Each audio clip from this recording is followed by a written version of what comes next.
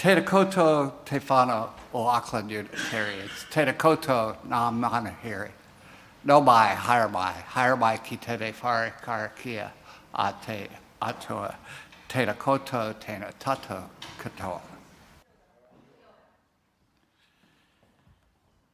How is it with your soul?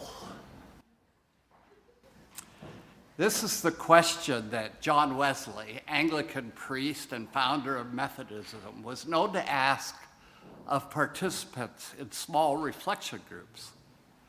I ask you because for me, this has been a hard year this week. So, beloveds, how is it with your souls? If your response to that question is anything like mine, I want to invite you to pause as you listen to this. Take a deep breath. Feel the force of gravity pulling us all toward the same center.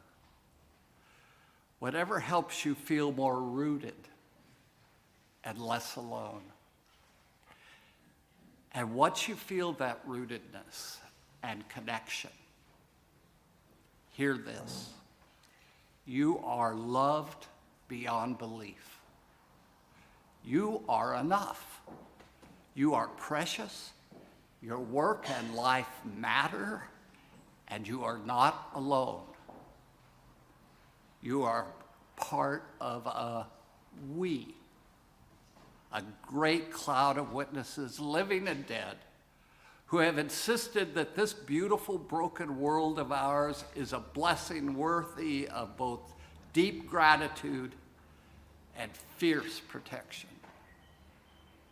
Our ancestors and our descendants are beckoning us, compelling us onward towards greater connection, greater compassion, greater commitment to one another and to the earth. Together, we are resilient and resourceful enough to say yes to that call, to make it our life's work in 1,000 different ways, knowing that we can do no other than bind ourselves more tightly together and throw ourselves into the holy work of showing up again and again, to be part of building that world of which we dream, but which we have not yet seen.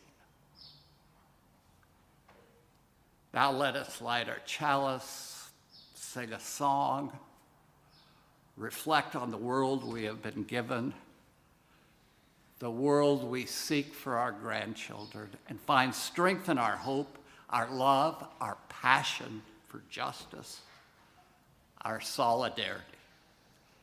There is work to be done.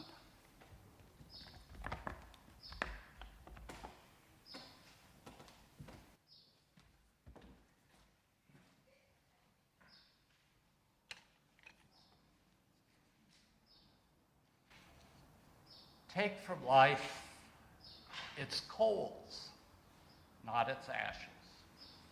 Fan the flames of love and justice.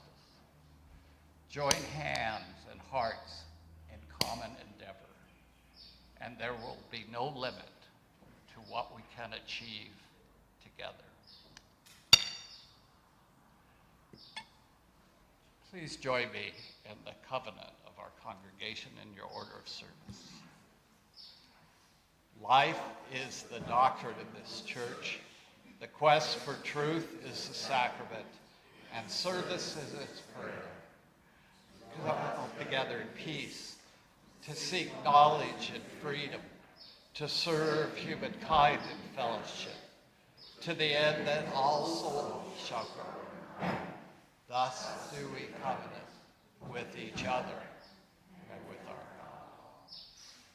Please stand if you're able to sing Spirit of Life.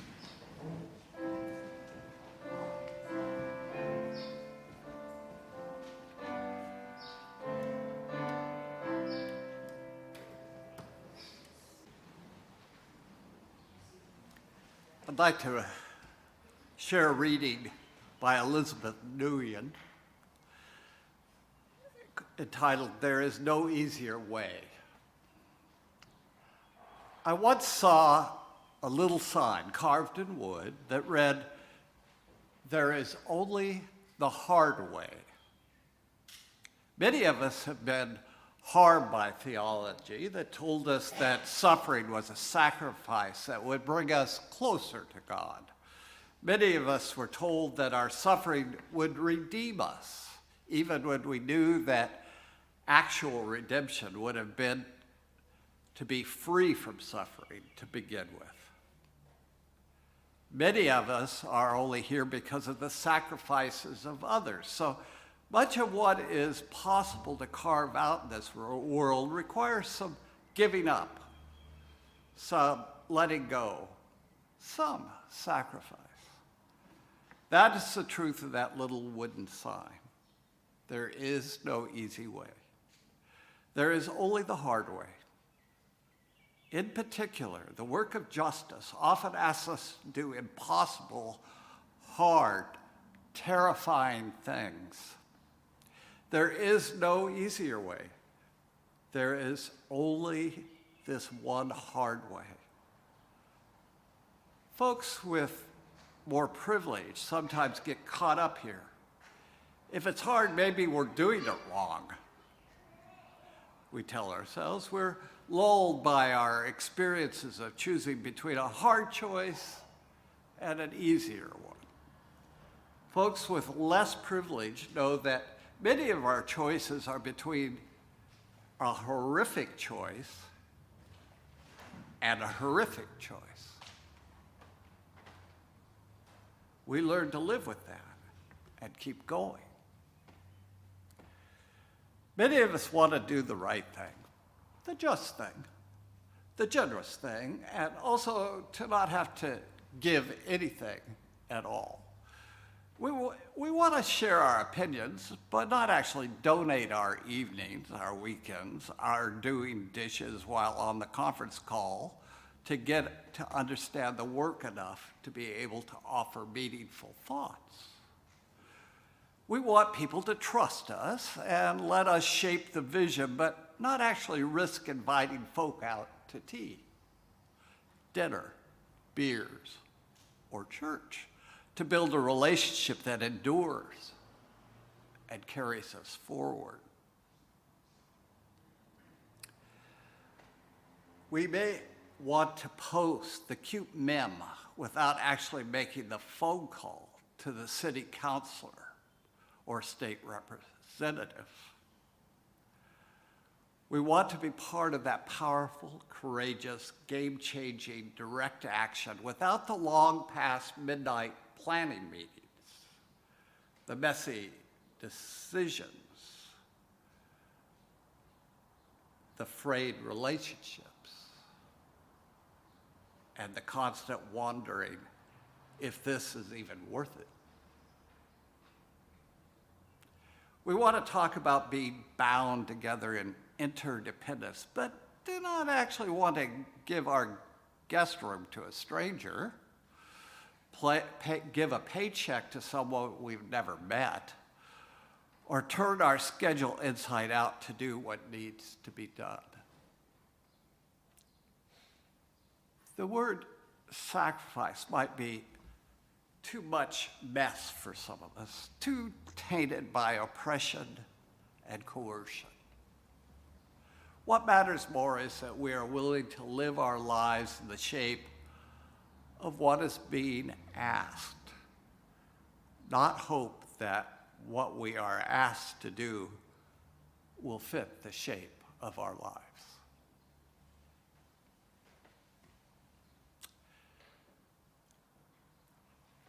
My advertised title for today's musings was "The Elections Are Over, Phew, Now What?" After the predictably chaotic US election, I think a better title would have been "The Elections Are Over, Phooey, Now What?" But upon further reflection, I'm now leaning towards "The Elections Are Over. It was a curate's egg. You may not be aware of the phrase. I wasn't before coming to New Zealand. It goes back to a cartoon published in Punch by the Victorian era's most celebrated cartoonist, George de Moyer, grandfather of novelist Daphne du Maurier. The cartoon shows two clerics having breakfast. One is a bishop, and the other is a curate, the lowest of the low in the Anglican church hierarchy. The bishop apologizes to the curate. "I'm afraid you got a bad egg, Mr. Jones." To which the curate responds, "Oh no, my lord, I assure you, parts of it were excellent." The joke, of course, is that if part of a boiled egg is bad, all of it's bad. Over time, the phrase has lost that meaning and is used to mean something more like a mixed bag. Some parts are good, some are bad. If looking at the two elections in which I have invested my vote, this meaning would apply. The New Zealand election result generally reflected my Unitarian values, if not my degree of commitment to them. The election was a model for the best of democratic elections.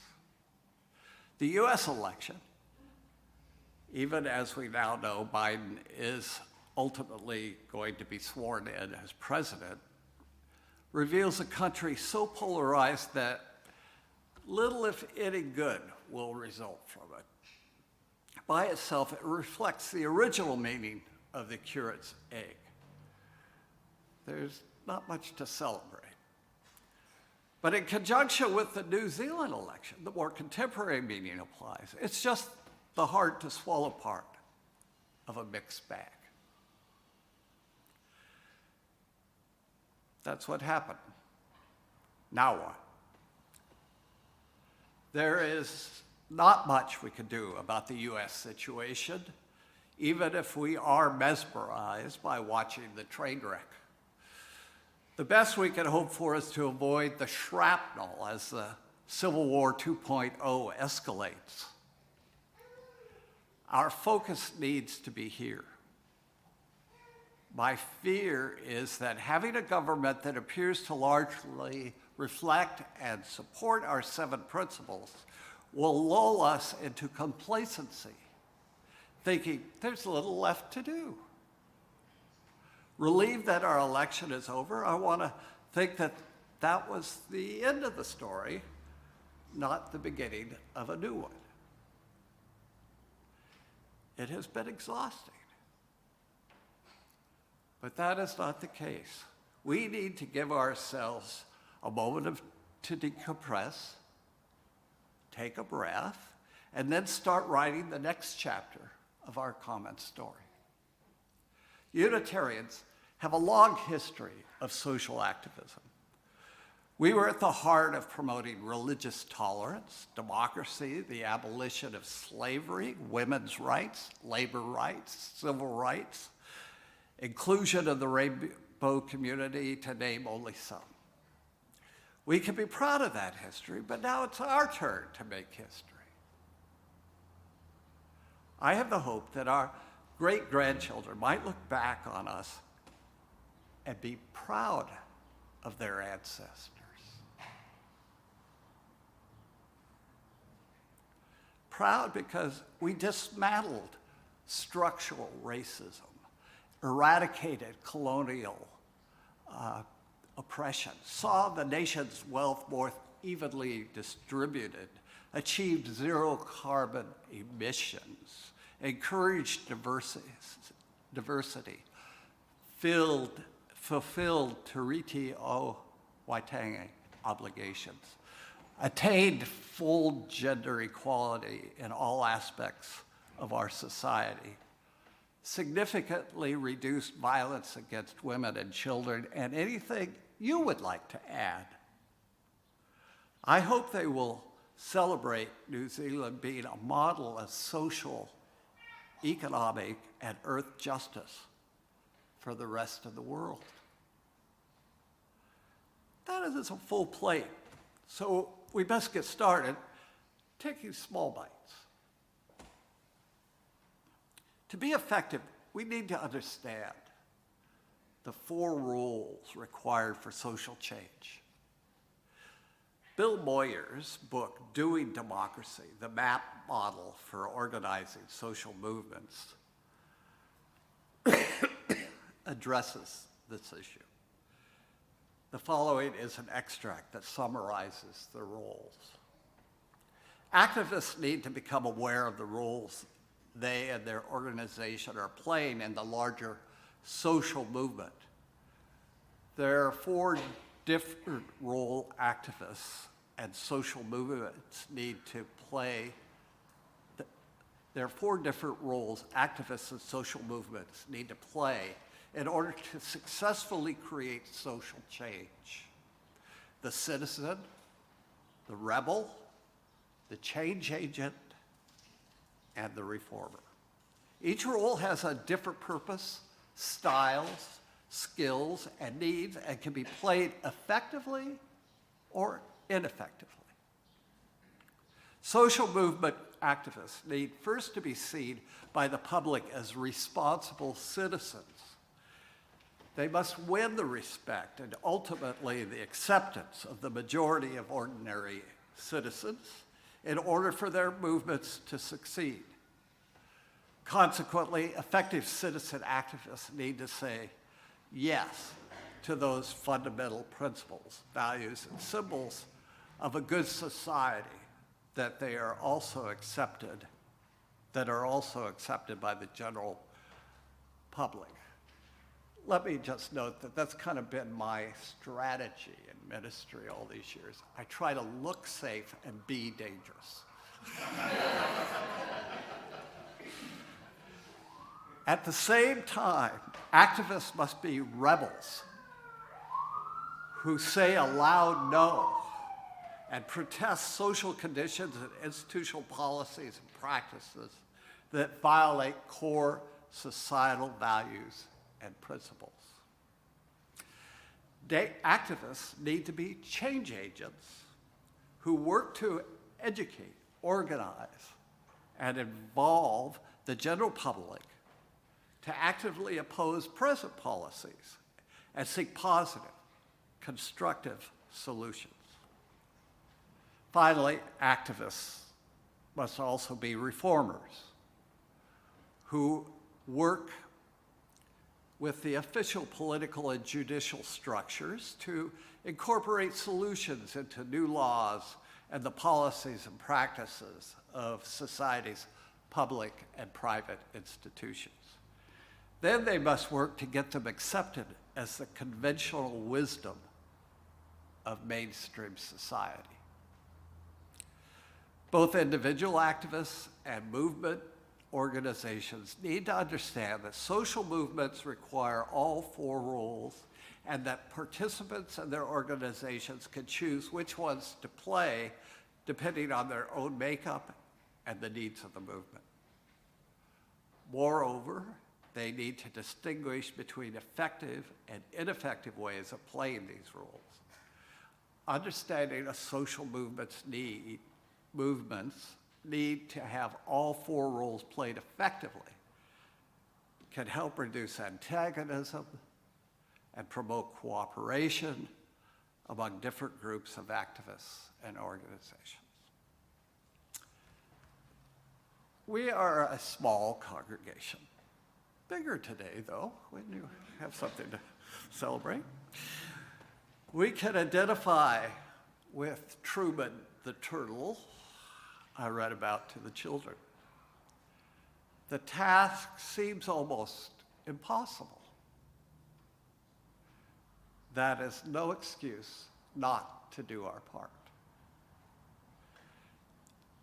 This is an important year in the life of our congregation. I am in my 7th year as your minister. The literature says this is a time when we should look at how things are different from when I first arrived. The congregation was in pretty serious decline. it had a history of being conflicted. You wanted that to change. Membership increased, Sunday attendance increased, an ethos of hospitality and generosity took hold. Our peace and social justice initiatives increased significantly. All that is good, and we can be justifiably proud. But it is now time to formulate new goals for the next 7 years based on where we are, not on where we were. We are now strong enough and confident enough to trust our well-being. We need now to use that strength and confidence to serve the community beyond these walls. For the moment, we have beaten back the virus, but we paid a high price. New Zealand is looking at how to build back better and use the opportunity to correct injustices that have been allowed to become enshrined in our society. We need to be part of that, not just spectators. What can we do as a progressive faith community to help? There are many who are suffering, having lost employment in these turbulent times. How can we offer love, hope, and support to them as they seek meaningful employment? I would like to see an ad hoc group formed of those interested to explore the needs out there beyond our doors and formulate new goals that might commit us, that we might commit to as a congregation for the next 6 to 7 years. It will be good for our souls.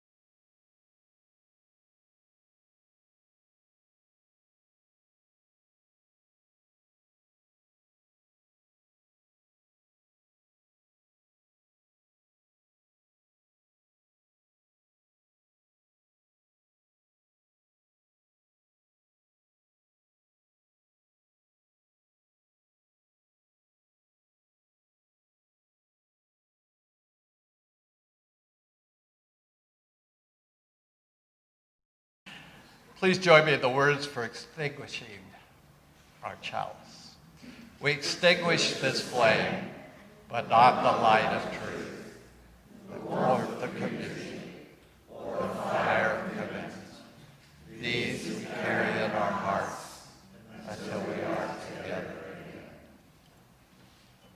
again. I know we have some notices.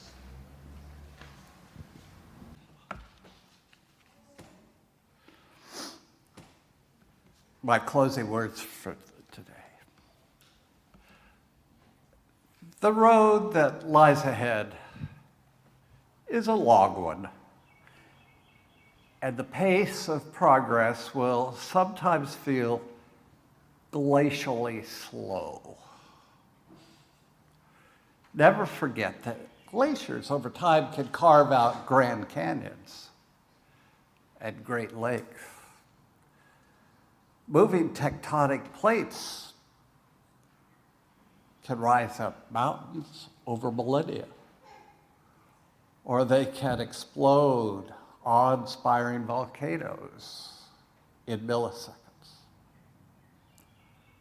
Our commitment to love and justice can do the same.